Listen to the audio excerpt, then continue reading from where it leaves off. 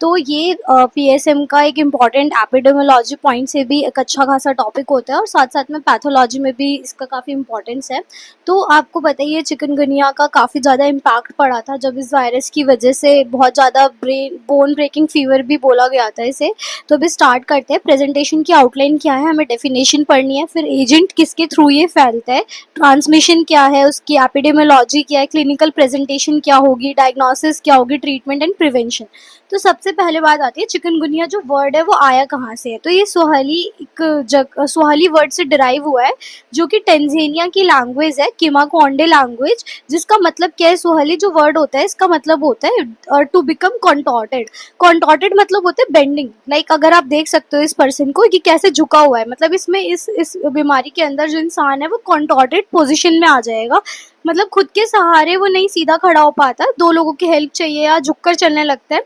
तो इसीलिए इस वर्ड को हम चिकनगुनिया बोलते हैं। तो आपसे क्वेश्चन भी पूछा जाता है वाइवा पॉइंट ऑफ व्यू से कि चिकनगुनिया वर्ड का मतलब क्या है। To become contorted, Kimakonde language of southern Tanzania, जिससे ये वर्ड आया है, सुहली वर्ड है जहां से इसे डिराइव करा गया है। अब जो चिकनगुनिया हमें पता है फीवर होता है, इसको हम एपिडेमिक पॉलीअर्थराइटिस भी बोलते हैं क्योंकि इसकी वजह से एकदम से एपिडेमिक किस चीज़ की हुई थी, पॉलीअर्थराइटिस, मतलब बहुत सारे ज्वाइंट्स अफेक्ट हुए थे जिसमें काफ़ी सीवियर पेन हुआ था। तो एक्यूट इन्फेक्शियस डिजीज होती है जो कि कौन सा वायरस करते हैं, चिकनगुनिया वायरस। इसका जो निकनेम जिसको कॉमन लैंग्वेज में बोलते हैं तो द बोन ब्रेकर भी बोला जाता है। जिन लोगों को ये हुआ था उन्हें पता है काफ़ी सीवियर ज्वाइंट पेन इसके अंदर हुआ था। तो पॉलीअर्थराइटिस के जैसे सिमिलैरिटीज थी। इसके बाद इंटरनेशनल कोड इसका जो दिया गया है दैट इज A92.0। अब अगर हम पॉजिटिव एजेंट की बात करें तो ऑर्गेनिज्म जो इसे कॉज करता है दैट इज चिकनगुनिया वायरस, जिसको हम बग्गी क्रीक वायरस भी बोलते हैं। और इसकी शेप की बात करें तो स्फेरिकल शेप का है जिसके ऊपर एनवेलप होता है और ग्लाइकोप्रोटीन्स प्रेजेंट होता है। इवन एंड E2 एनवेलप से ये कवर्ड है। उसके बाद इसका जो अंदर आरएनए देखिए that is RNA virus positive. इसके अंदर जीनोम की बात करें तो आरएनए वायरल जीनोम प्रेजेंट होता है और इसके अंदर जो डायमीटर है वायरन का that is 60 nanometre. Common disinfectants के थ्रू इसको हम किल कर सकते हैं, मॉइस्ट हीट के थ्रू कर सकते हैं। और वायरस का क्लासिफिकेशन क्या मैंने अभी बताया, viral genome that is single stranded RNA इसमें प्रेजेंट है। फैमिली इसकी टोगा वायरिडी है और जीनस इसका अल्फा वायरस है। अगर इसका वैक्टर देखें तो वो कुछ ऐसा दिखता है। तो मस्कीटो होता है जो कि एडीज इजिप्टाई मॉस्किटो के थ्रू ये फैलता है, ठीक है। और इसकी एक स्पीशीज और है दैट इज एल्बोपिक्टस। तो एडीज एल्बोपिक्टस के थ्रू भी ये वैक्टर इसका ट्रांसमिशन करता है। चीफ वैक्टर लेकिन इसके अंदर एडिस इजिप्टाई ही है। और उसके बाद जो बात करें कि अगर एक डिस्टेंस ट्रैवलिंग की बात करें तो ज़्यादा लॉन्ग डिस्टेंस तक ये फ्लाई नहीं करते हैं, एडिस इजिप्टाई भी पिक्टस भी। उसके बाद आता है एडिस इजिप्टाई जो मॉस्किटोज है, मेनली ये इन्फेक्शन कहाँ कॉज करेंगे, इंडोर में, मतलब घर के अंदर ही जो मच्छर मिलते हैं एज कम्पेयर टू, क्योंकि एडिस इजिप्टाई मोस्टली जो है वो इंडोर लिविंग है। और एल्बो पिक्टस की अगर बात करें तो Aedes elbow pictus live outdoor. तो मतलब आउटडोर जो भी सोर्सेज है ब्रीडिंग सोर्सेज, वहाँ पे हमें मेनली एल्बो पिक्टस देखने को मिलते हैं। अब आते हैं ब्रीडिंग सोर्सेज में क्या हो सकते हैं, जहाँ पे भी कुछ कंटेंट हो पानी का, जहाँ पे ब्रीडिंग इजीली हो पाए मस्किटोज की। तो स्टैग्नेंट वाटर जैसे कि कोकोनट शेल बहुत कॉमन एग्जांपल है इसका ब्रीडिंग सोर्स का, जहाँ बहुत ज़्यादा आपको अमाउंट में ये मस्किटोज देखने को मिल सकते हैं। आप यहाँ देख सकते हैं ये टायर्स रखे हुए हैं जिसमें मॉइस्चर है, पानी है, रेनी सीजन का कलेक्टेड। फिर आपका कोई भी वेल हो सकता है जिसमें एल्गी, मतलब बिल्कुल स्टैग्नेंट वाटर है, इसीलिए टैंकीज का इंस्पेक्शन होता है घर में रखी हुई छत पर। बाल्टी है, मग है, जो भी जहाँ पे भी पानी का एक सोर्स हो सकता है। अब दिस इज इम्पॉर्टेंट कि जो फीमेल एडिस इजिप्टाई है उसका मॉर्निंग में जो टाइम है काटने का that is bite during the morning hours 6 to 9 AM और इवनिंग में 3 PM to 6 PM। उसके बाद ये एग्रेसिव डे बाइटर्स होते हैं, मेनली दिन में ही काटते हैं, ठीक है। तो इसका मेनली जो इन्फेक्शन टाइम पीरियड है that is in afternoon. Day biters है क्योंकि ये, और ये कभी कभी टेबल के नीचे हमें फर्नीचर्स, कोट्स, इन सब के नीचे देखने को मिलते हैं। अब इसकी ट्रांसमिशन साइकिल एक बार समझते हैं। तो दो तरीके की ट्रांसमिशन साइकिल होती है हमें, सिल्वेटिक साइकिल और अर्बन साइकिल। सिल्वेटिक साइकिल होती है जैसे कि पहले ये जो है नॉन प्राइमेट्स में फैला होगा, ठीक है। अगर अफ्रीका से स्टार्ट हुआ है तो अफ्रीका के जंगलों में पहले मिलते बोलता था एडिस फर्सिफर और अफ्रीकैनस। तो वहां पर ये नॉन प्राइमेट एनिमल्स जितने नॉन ह्यूमन प्राइमेट्स थे उनके अंदर इसमें इनका साइकिल चलती थी। तो पहले मस्कीटो से नॉन ह्यूमन प्राइमेट्स में गए, फिर वहां से इन्फेक्शन लेके दूसरा मस्कीटो दूसरे नॉन ह्यूमन प्राइमेट्स को कर रहा है, फिर धीरे धीरे धीरे धीरे इसका ट्रांसमिशन स्टार्ट हुआ टूवर्ड्स अर्बन साइकिल, मतलब ह्यूमन कॉन्टैक्ट आने लग गया।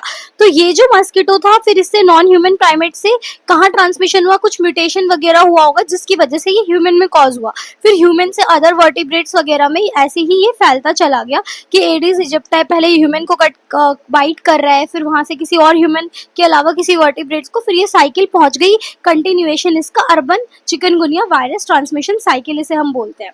फिर होते हैं दो तरीके के पीरियड, एक एक्सट्रिंसिक इंक्यूबेशन पीरियड, जब चिकनगुनिया वायरस किसी भी वेक्टर को जब उसके अंदर जाएगा, मतलब कोई भी वेक्टर जब इस वायरस को इंजेस्ट करता है तो उस वेक्टर के अंदर जब तक वो डिजिमिनेट होता है वेक्टर में, किसमें, सलाइवा में, जब तक उसके पूरे मतलब मल्टीप्लिकेशन होकर सलाइवा में उसके गैमेट्स आते हैं तब उस पीरियड को एक्सट्रिंसिक बोलते हैं। और फिर जब वो रीफीड करेगा और फिर नए वेक्टर में वो साइकिल चलेगी, न्यू वेक्टर उस मस्कीटो से उसको लेगा, तो फिर उस साइकिल को हम इंजेस्ट करने के बाद इंट्रिंसिक इंक्यूबेशन पीरियड होगा जब तक वो उसके अंदर रहेगा।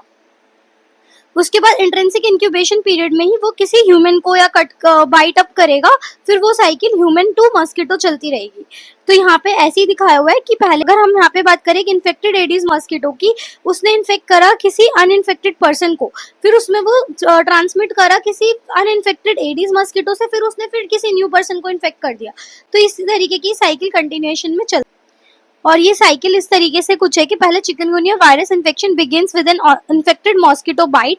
पहले इसमें एडिस इजिप्टाई की स्पीशीज ने, किसी मॉस्किटो ने, इन्फेक्टेड जो मॉस्किटोस ने बाइट करा स्किन के ऊपर, फिर वो वायरस रेप्लिकेट करता है डर्मिस के अंदर जो फिब्रोब्लास्ट सेल होते हैं उसमें, फिर वो जो मल्टीप्लिकेशन हो जाता है उसके बाद वो कहाँ जाएगा, ब्लड स्ट्रीम में, और फिर वहां से वो फर्दर रेप्लिकेट होकर दूसरे टिश्यूज में पहुंचता है। जैसे कि ब्लड के थ्रू कहाँ कहाँ जाएगा, ब्लड में वायरेमिया इंक्रीज हो गया, अब वो कहाँ कहाँ जाएगा, मसल्स में, ज्वाइंट्स में, स्किन्स में, उसके बाद आपका लिवर, स्प्लीन और मैनेंजेस में। इसीलिए वहां पर जाकर वो अपना इन्फ्लेमेशन ज्वाइंट में शो करता है जिसकी वजह से पॉलीआर्थराइटिक सिम्टम्स आते हैं। ठीक है, तो आप यहाँ पे सिम्टम्स देख सकते हो चिकनगुनिया वायरस के क्या क्या आएंगे। बॉडी पे रैशेस फॉर्म हो जाएंगे, बैक पेन बहुत ज्यादा सीवियर, साथ में आपका ये ज्वाइंट पेन देखने को मिलता है, फीवर देखने को मिलता है। तो अगर हम सिम्टम्स की बात करें चिकनगुनिया वायरस के थ्रू जो सिम्टम्स देखने को मिलते हैं तो वो रैशेस हो गया, बैक पेन हो गया, ज्वाइंट पेन हो गया, फीवर हो गया, हेडेक हो गया, चिल्स, वॉमिटिंग और नोजिया।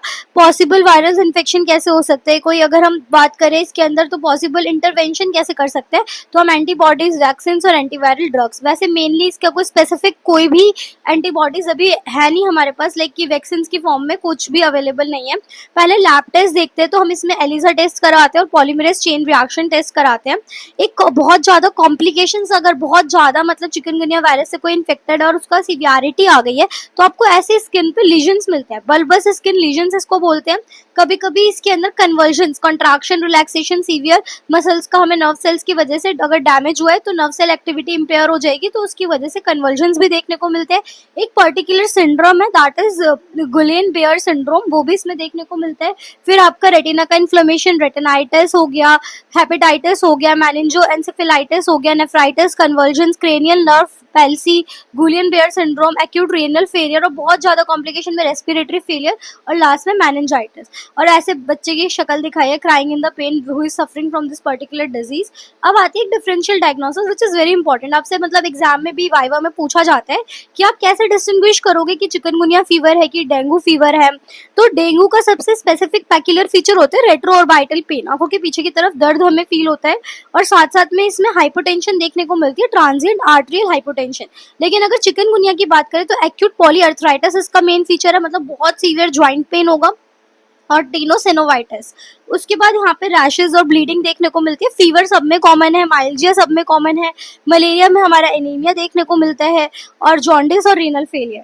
ठीक है, ऐसी लेप्टोस्पायरोसिस होती है एक डिजीज जिसके अंदर मायोकार्डाइटिस और साथ में rash, bleeding and fever, myalgia वाले सिम्टम्स देखने को मिलते हैं।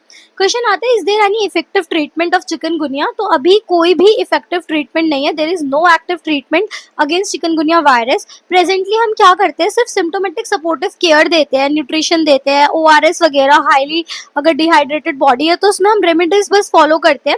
और साथ में फीवर रिड्यूस करने के लिए एंटीपायरेटिक्स, पेन रिड्यूस करने के लिए एनाल्जेसिक्स देते हैं, फ्लूइड सप्लीमेंटेशन देते हैं, बट स्पेसिफिकली कोई एक रेमेडीज की बात करें वो नहीं है। और बाकी आप होम रेमेडीज इसमें देख सकते हो। तो चिकनगुनिया वायरस में होम रेमेडीज क्या क्या है, इसमें मसाज बॉडी पेन के लिए, और साथ में एल्कलाइन डाइट, गार्लिक अगर हम पढ़ा गया है ऐसा है कि गार्लिक का काफी अच्छा इम्पैक्ट रहता है, और हल्दी एंटी इन्फ्लामेटरी है तो ज्वाइंट पेन को रिड्यूस करेगी, cold compress in the case of fever, rest, ginger और कोकोनट वाटर जो हाइड्रेट करेगा बॉडी को।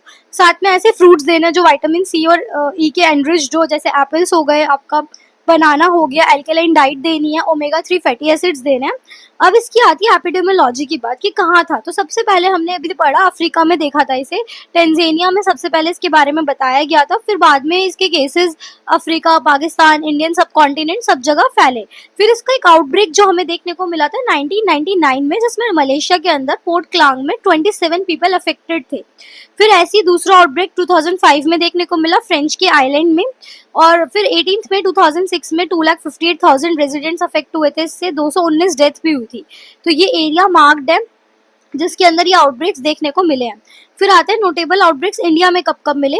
तो 1963 से 65 में आपका कोलकाता के अंदर एपिडेमिक देखने को मिला है। सबसे बड़ा लार्जेस्ट एपिडेमिक रिकॉर्ड हुआ था जो 2006 में। आंध्र प्रदेश में केसेस मिले थे, फिर आपकी कर्नाटका, महाराष्ट्र, तमिल और मध्य प्रदेश, ये सारे रीजन से अलग अलग टाइम जोन के अकॉर्डिंग डेंगू के और चिकनगुनिया के केस रिपोर्ट्स है कि कब कब कौन कौन सी स्टेट अफेक्ट हुई है। जैसे दिल्ली में 2006 में भी आया था, 11 में भी आया था, 16 में भी आया था, और काफी ज्यादा इसके केसेस देखने को मिले थे। उड़ीसा में 2013 में देखने को मिला है, पुणे में, महाराष्ट्र में 2010, 2012। फिर ये 2021 तक का डाटा है कि यहाँ पे कितना ज्यादा 2021 में जो सस्पेक्टेड केसेस थे वो 22,000 थे, कंफर्म केसेस में 2,000 लोगों में देखने को मिला था। फिर चिकनगुनिया में ऐसा क्यों हुआ कि 2005 के 12 में हमने आउटब्रेक, पता है हमें चिकनगुनिया का बहुत सीवियर आया था, तो why this was like happening, why was this sudden epidemic happened. तो इसका रीजन ये पता, जब साइंटिस्ट ने रिसर्च करी है तो पता चला है कि जो इंक्रीज सिवियरिटी इस डिजीज की वो जेनेटिक सीक्वेंस में कुछ अल्टरेशन की वजह से चेंजेस आए हैं, जो म्यूटेशन हम बोल सकते हैं, जिसके अंदर वायरस ने अपना कोड जो था, प्रोटीन कोड, उसे अल्टर करा, जिसकी वजह से वो बहुत जल्दी जल्दी मल्टीप्लाई कर रहा था, more easily in the mosquito sales. अब प्रिवेंशन की बात करें तो क्या क्या कर सकते हैं। तो नॉर्मल से प्रिवेंशन है कि जहाँ पे स्टैग्नेंट वाटर है उसे रिमूव करो, इंसेक्ट रेपेलेंट यूज करो, मॉस्किटो नेट यूज करो, screen protection of rooms, avoid social gathering, mosquito coils use करना है, वियर लॉन्ग स्लीव्स, और avoid travelling to the places where outbreaks is happening. Okay, फिर आते हैं इसकी डिजीज प्रोग्राम क्या है। तो हमें पता है 6 national vector borne disease control programme के अंदर 6 डिजीज को कवर करा जाता है, जिसके अंदर से एक चिकनगुनिया भी है जो वेक्टर के थ्रू फैल रही है। तो 2003 से 2004 में 3 डिजीज के लिए प्रोग्राम बना था, मलेरिया, फिलेरिया और काला अजहर। फिर धीरे धीरे इसके अंदर जो एड ऑन हुई दैट वाज जापानीज एन्सेफेलाइटिस और डेंगू। फिर उसके बाद 2007 में रिसेंटली जो ऐड करा था वो चिकनगुनिया फीवर था, जिस प्रोग्राम में री एमरजेंस, क्योंकि 2006 में इसका आउटब्रेक आया तो 2007 में इसको ऐड ऑन करा इस प्रोग्राम के अंदर। और ये जो प्रोग्राम है ये NHM नेशनल हेल्थ मिशन के अंदर पूरा एक अम्ब्रेला एक तरीके से समझ सकते हैं, उसमें ही रन कर रहा है। तो ये था national vector borne disease control programme NVDCP। I hope आपको ये वीडियो समझ आई है। Thank you for watching this video. This was all about chikungunya and its epidemiology. Stay tuned for further